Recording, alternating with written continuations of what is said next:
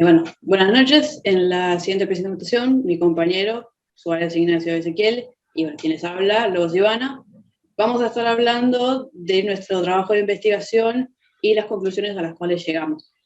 El tema que nos tocó a nosotros, lo que elegimos, es domótica y robótica en rehabilitación. Y dicho trabajo corresponde a la materia bioinformática, a cargo del docente, el licenciado Oscar Ronzo. Siguiente.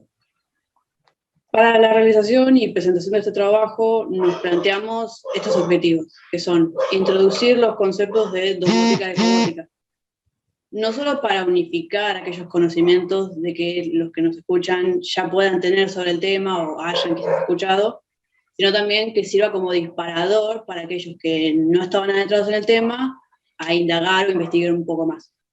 Pues queremos presentar las ventajas de dichas áreas como herramienta para rehabilitación. Mediante los artículos que encontramos y los resultados que estos nos dieron, queremos comentar qué cosas ganarían o en qué nos beneficiaríamos el utilizar estos aspectos, estos pequeños detalles que vamos a comentar, en nuestro tratamiento y en los objetivos que nos vamos a plantear, o en nuestro caso, con nuestros futuros pacientes. Y por último, queremos analizar lo que es el uso de la robótica y la domótica en pacientes con discapacidad motriz. Nosotros decidimos orientar nuestro trabajo a lo que es personas que han sufrido algún tipo de altercado o tengan alguna enfermedad que les haya dejado una secuela o una limitación en lo que es su nivel motor, su habilidad motriz. En esto, entonces, nos basamos con una estrategia de búsqueda, la cual utilizamos las bases de datos que conocemos, como son PubMed, Pedro, Cielo y Google Académico. Y utilizamos las palabras clave como son domotics, robotics, physical therapy y rehabilitation. Y a modo de limitar los resultados que obtuvimos, decidimos filtrar aquellos artículos que presenten un texto completo y no tengan una antigüedad de publicación mayor a 10 años.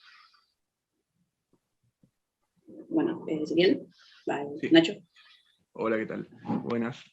Bueno, en el trabajo primero queríamos ahora presentar el término domótica. Capaz que no todos lo tenían presente, yo principalmente tuve que buscarlo porque no sabía. Y bueno, lo que encontramos y pusimos en el trabajo es el término domótica, etimológicamente, la palabra es la suma de dos palabras. Domus, que significa casa en latín, y tica, que sería por automática, que es una palabra griega que funcionaría, es algo que funciona solo, por sí solo. Y bueno, el término domótica le encontramos una definición hecha por el Colegio de Ingenieros Especialistas de Córdoba, que en lo que sería la Comisión de Domótica, la definieron como un conjunto de sistemas capaces de automatizar una vivienda, aportando servicios de gestión enérgica, seguridad, bienestar y comunicación, que puede estar integrado por medio de redes interiores y exteriores de comunicación, cableadas o inalámbricas, cuyo control goza de cierta ubicidad, que sería que está en todos lados. Y también se podría definir que la casa en el diseño busca integrar la tecnología en lo que sería la construcción, la casa, en recintos cerrados. Bueno, esto sería lo que es domótica. A ver ahora la siguiente.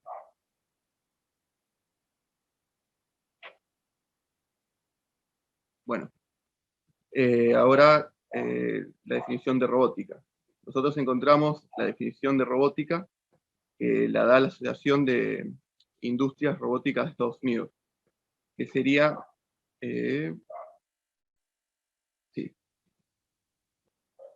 un objeto manipulador y multifuncional designado para manipular materiales, partes, herramientas o dispositivos especializados a través de movimientos variables programados para el desempeño de gran variedad de labores. Bueno, el término robot fue usado por primera vez en lo que era una obra teatral, exactamente en 1921. Bueno, eso es anecdótico, ¿no? Porque después se le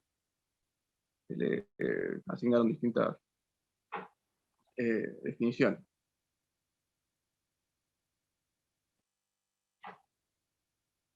¿Sigo yo?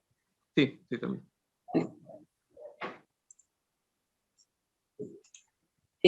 Bueno, primero queríamos hacer una mini descripciones o definiciones de las patologías de las que vamos a estar hablando en este trabajo. Lo mismo, para refrescar conceptos quizás, porque muchas son patologías que ya vimos quizás en otras materias, o que hemos escuchado hablar, entonces para tener como fresco el concepto. Entonces vamos a estar hablando de pacientes con hemiplegia, y queremos decir que la hemiplegia es la parálisis, ya sea completa o incompleta, de la mitad de un cuerpo.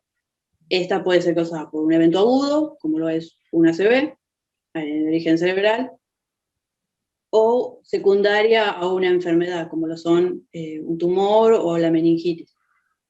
Después tenemos lo que es el ACV. Lo mismo, el ACV es el accidente, como recién lo mencioné, cerebrovascular, que es una afección médica en la que el flujo sanguíneo del cerebro es deficiente y provoca la muerte cerebral o cerebral.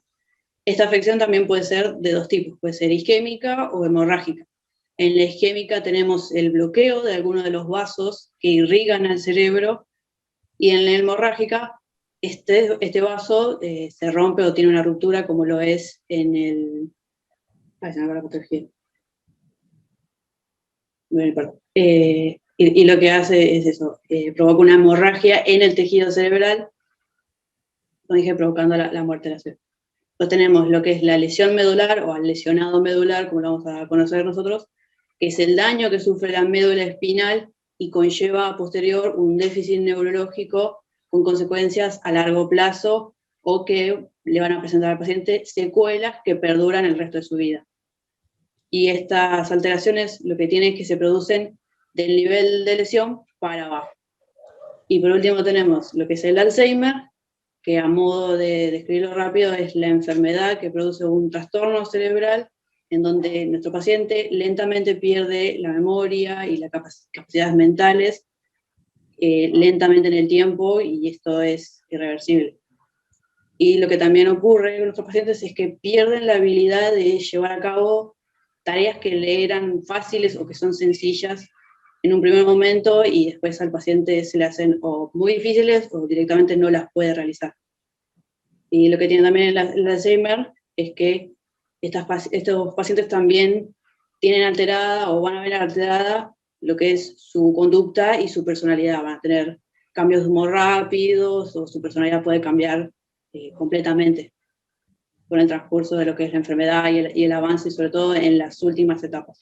Porque también se suele ver acompañada esta enfermedad de lo que es demencia, que por eso en el siguiente, que ya empezamos a hablar de los artículos que encontramos, como es este, que su título en español es El enfoque multidisciplinario a la enfermedad de Alzheimer y demencia, una descripción narrativa del tratamiento no farmacológico.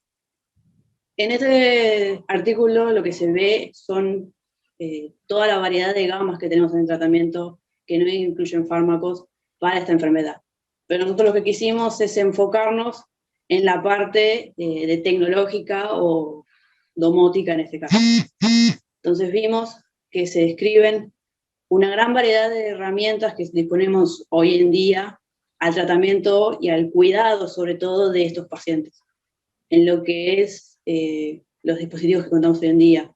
Sí, se desarrollan en el trabajo situaciones como lo que es el monitoreo de actividades y signos vitales. Se plantea que con pequeños dispositivos de seguimiento, lo que es movimiento o sensores en el cuerpo, en la ropa del paciente, ya sea el personal de salud a cargo del paciente o mismo el entorno, familiares que no convivan con él, pueden tener un control de cómo está este paciente en el día a día, de cuando se levanta, por dónde recorre la casa, cómo está su ritmo cardíaco, sus pulsaciones, sobre todo por el hecho de, en caso de que este paciente tenga alguna emergencia, se caiga, por ejemplo.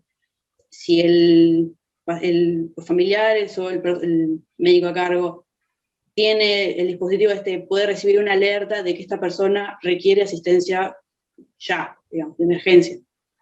También se plantea que puede hacer recorridos en la casa y habilitar y deshabilitar zonas que sean peligrosas, por ejemplo, poner en sensores en las puertas que al paciente no se le abra, que no pueda ir hasta ciertos lugares o zonas más seguras que el paciente sí puede hacer. Y así distintas adaptaciones al hogar, que es lo que también desarrollan mucho, que apuntan a darle más independencia a este paciente. Cosas como son que se abran las puertas, como dije, que se prendan las luces, que se cierren o no persianas, que el paciente pueda hacer más fácilmente. ¿Por qué? Porque la mayoría de estos pacientes, o sea, 3/4 de estos pacientes, dice el estudio, son cuidados de su misma casa. Entonces, acomodar, que si bien es un entorno que ya conocen, adaptarlo a las nuevas necesidades y dificultades que este paciente tiene, implica una gran tarea.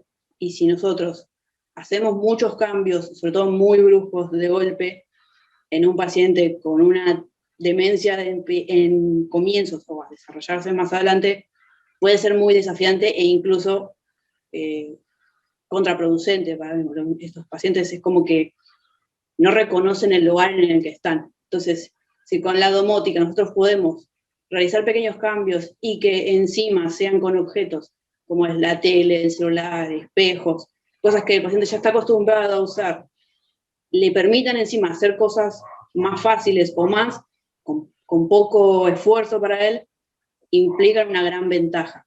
Para nosotros, pues tenemos un paciente más independiente, más contento consigo mismo, y para lo que es la seguridad del mismo, que no esté en peligro en su misma casa. Porque otra de las cosas que plantean es que con algunos de estos sensores se pueda adaptar seguimiento GPS. Muchas veces escuchamos pacientes con Alzheimer, con demencia, que se escapan de su casa o se escapan del lugar donde están y se pierden. Y es una búsqueda impresionante.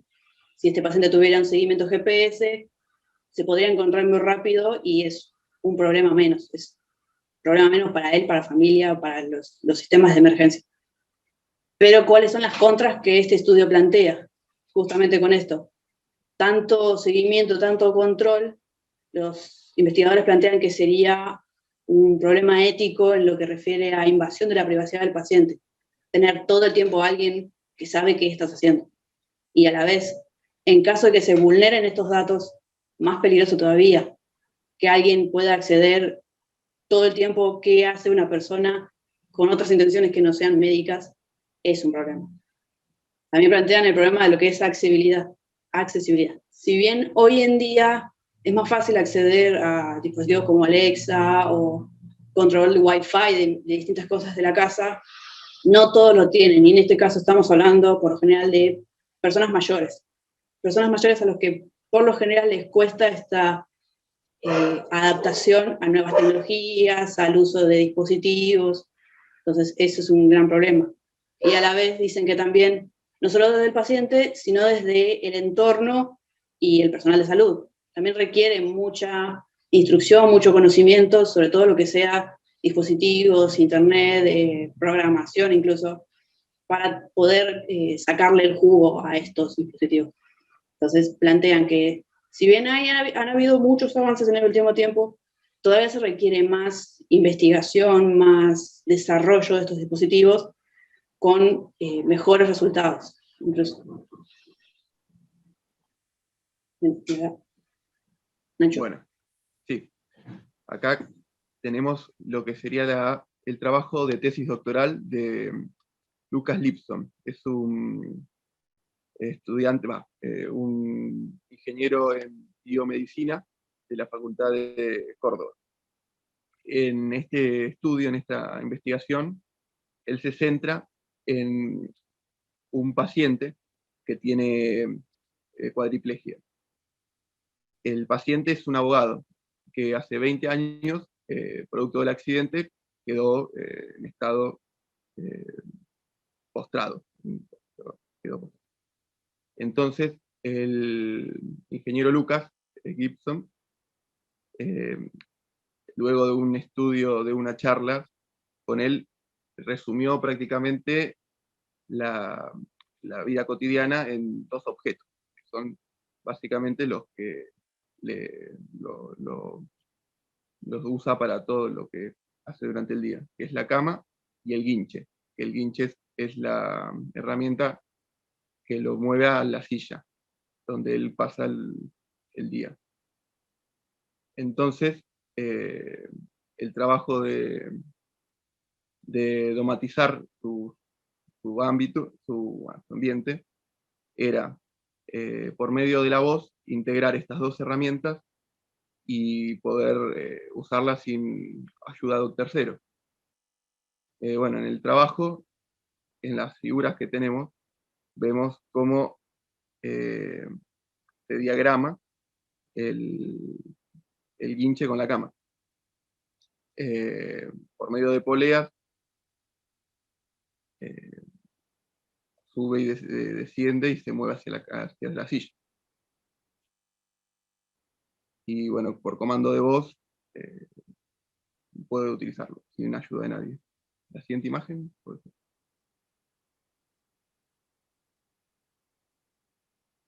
¿Paso la diapo? Sí, pasa la diapositiva. Bueno, en lo que buscamos fue un artículo de robótica y domótica, que lo que hacía era que se le hacía un seguimiento a pacientes con lesiones en la médula. Y bueno, en el proceso de rehabilitación se le incorporaba lo que sería realidad aumentada. La realidad aumentada lo que buscaba era hacer un poco más placentero el tema de la marcha, de tratar de movilizarse. Y a ver si con esto se lograba disminuir lo que serían su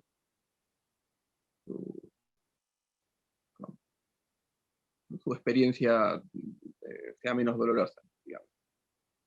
Y bueno, en el estudio, a lo largo de 8 semanas, de 12 semanas, se vio bastante mejorado esto de su percepción del dolor. ¿Podemos pasar de diapo?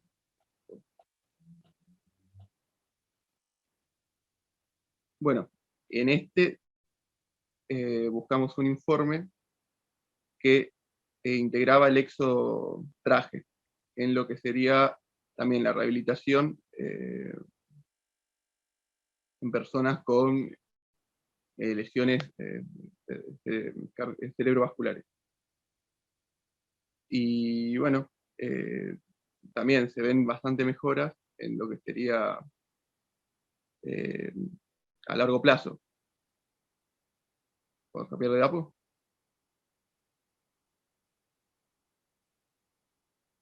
Bueno, acá vimos lo que sería una recopilación de informes que presentaban para comparar las ventajas y desventajas.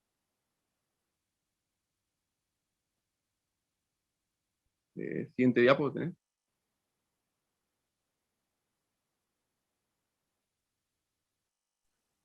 Bueno, este es un caso que vi, un artículo, perdón, en donde el título es Efectos de la terapia robótica en miembro superior post-ACV. Es una revisión y una perspectiva clínica de lo que se vio. En eso lo que se buscó es comparar lo que sería la terapia robótica asistida en miembro superior con la convencional.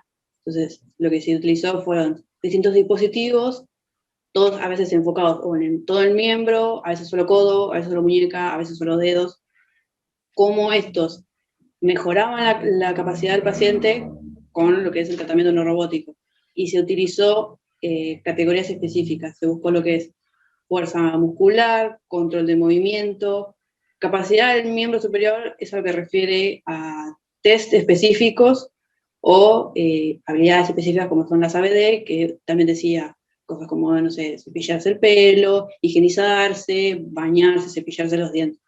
Se buscó comparar cómo se ganaba o cómo mejoraba lo que es la condición del paciente comparado con el tratamiento convencional.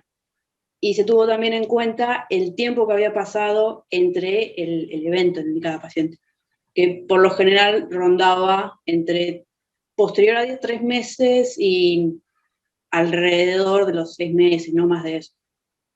Entonces lo que arrojó la comparación, la investigación, era que este tratamiento, si bien arrojaba una mejora en lo que es sinergia muscular de lo que es el par hombro-codo, mejoraba el movimiento y el control de los músculos, y en el par muñeca-mano. Pero que en general los efectos que se obtenían eran mínimos o solo se enfocaban en eso y no superaban lo que es el mínimo de importancia clínica, no eran grandes mejorías con todo lo que implicaba conseguir esos equipos de robot, esos elementos que en muchos casos, que también se ve en el siguiente artículo, eran generados o eran diseñados por los mismos que lo investigaban después. Era como la prueba que tenían de eso. Algunos sí eran más de acceso global, como la imagen que se ve acá, el Armeo Power o el Armeo Han, esos, había varios estudios que lo conseguían y otros eran más puntuales. Entonces, los investigadores lo que llegaron a la conclusión después de la revisión esta es que todavía es necesaria más investigación en el área, que todavía se necesita un desarrollo de un protocolo en lo que es rehabilitación robótica o que una rehabilitación que acompañe el uso de estos dispositivos. Que ahora mismo en el mercado hay más dispositivos, pero para miembro inferior, para lo que es recuperar la marcha o mejorar la marcha, pero no tanto para lo que es habilidad del miembro superior, que es lo que más discapacitante es incluso en muchos casos. Y la otra cosa que se vio es que, por lo general, estos estudios o estos tratamientos empezaban un poco tarde. Todos, por lo general, la gran mayoría empezaba 3 meses después del accidente. Y lo que se vio, lo que dicen los investigadores, es que en los primeros 3 meses es donde el paciente encuentra más dificultades a su nueva realidad, por decirlo así. Y que después de esos 3 meses, después casi llegando al año, el paciente ya se había adaptado a las cosas que puede hacer. Entonces, las pequeñas ganancias que tenía en lo que es control muscular y fuerza, no le sumaban mucho en general, que las primeras dificultades las tenía al principio y que lo mejor o lo ideal sería que estos tratamientos, estas ayudas, lleguen en un periodo más agudo. Y por último, el trabajo que encontramos, que es la aplicación de la terapia robótica para la función motora de la mano del adulto con hemiplegia, revisión sistemática y metaanálisis. En este trabajo también se comparó lo que es terapia robótica versus terapia convencional, pero acá lo que se tenía eran población adulta entre 18 y 75 años, mayoría hombres, y todos los estudios que se habían encontrado eran en Estados Unidos. No había ninguno así europeo, menos de Latinoamérica. Después de lo que es el filtro y la revisión, se quedaron con 22 estudios, de los que 19 eran ensayos clínicos controlados aleatorizados. Y acá también se utilizaron distintas categorías para ver cuál era la mejora o no, qué tan efectivas eran estas terapias, donde eran control de movimiento, fuerza, y acá, como es más de la mano, se tuvo también en cuenta pinzas, agarres, la calidad de estos, la variabilidad de estos, y también lo que es habilidad bilateral de las manos. No solo el lado afectado, sino cómo estos dos compartían las actividades. Y acá lo que se encontró también fue un resultado efectivo en lo que es función motora, pero también leve, comparado con una terapia convencional. Lo que se halló es que no había un suficiente poder estadístico en relación a las terapias que ya conocemos para establecer qué tan efectiva puede ser la terapia robótica. ¿Por qué? Porque además no hay estudios que la tomen como única terapia. Siempre estuvo acompañada o comparada con la convencional. No hay estudios que sean exclusivos de asistencia robótica en pacientes como de hemipléjicos. Y que además hay gran variedad de dispositivos robóticos, que si bien todos apuntan a lo mismo, al mayor movimiento, mayor fuerza, todos tienen alguna pequeña diferencia que a lo que es estadística o a lo que es, como antes, formular un protocolo, complicarían el trabajo más tarde. Y bueno, como conclusiones. Bueno, ¿qué tal? Sí, la conclusión. Nosotros en el trabajo y con la información encontrada podemos decir que esto mejora muchísimo la calidad de vida y bueno, debería apuntar a que se universalice lo mayor posible. Evidentemente es muy complejo por los costos y también por la información que se requiere para poder utilizarla. Pero tenemos pruebas de que al ser algo que funciona, en el futuro tendría que ir incorporándose en la vida de todos nosotros. Y bueno, este,